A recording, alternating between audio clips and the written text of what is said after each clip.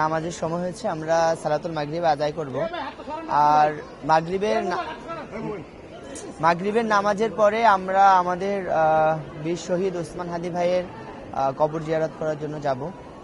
আসলে আমরা গতকালকে আপনারা জানেন যে জগন্নাথ বিশ্ববিদ্যালয়ের কেন্দ্রীয় শিক্ষার্থী সংসদ নির্বাচন হয়েছে।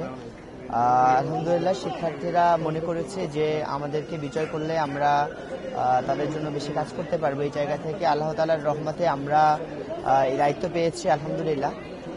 আমরা আজকে বেগম খালেদা জিয়া শুধুমাত্র বাংলাদেশের প্রধানমন্ত্রী এমনটা নয়, তার আর একটা আমাদের কাছে গুরুত্বপূর্ণ যে জগন্নাথ বিশ্ববিদ্যালয় তার সময় প্রতিষ্ঠিত হয়েছিল এবং তিনি জগন্নাথ বিশ্ববিদ্যালয়ের প্রতিষ্ঠার ঘোষণা দিয়েছিলেন, যার কারণে তিনি আমাদের কাছে আরেকটু বেশি গুরুত্বপূর্ণ। আমরা নির্বাচিত হওয়ার পরে আমরা চিন্তা করেছি যে আমাদের কর্তব্য হলো তার কবর জিয়ারত করা।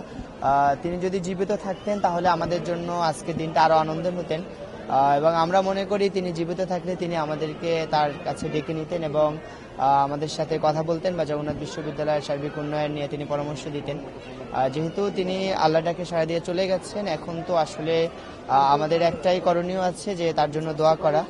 আমরা দোয়া করি তিনি যেভাবে অন্যায়ের বিরুদ্ধে সংগ্রাম করেছেন, গণতন্ত্রের জন্য সংগ্রাম করেছেন এবং জালিমের বিপক্ষে দাঁড়িয়েছেন, আল্লাহ তাআলা তাকে শাহাদাতের মর্যাদা দান করুন।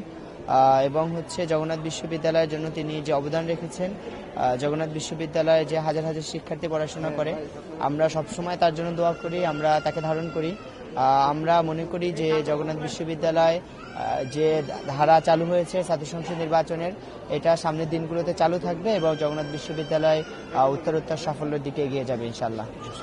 আর আপনাদের সবাইকে ধন্যবাদ জানাচ্ছি। আমরা মাগরিবের নামাজ পড়বো এখন ইনশাল্লাহ। মাগরিবের নামাজ পরবর্তী সময় পর আমরা শাহবাগে শহীদ ওসমান হাদি ভাইয়ের কবর জিয়ারত করব, দেন ওইখানে আমাদের আর কিছু আলোচনা থাকবে।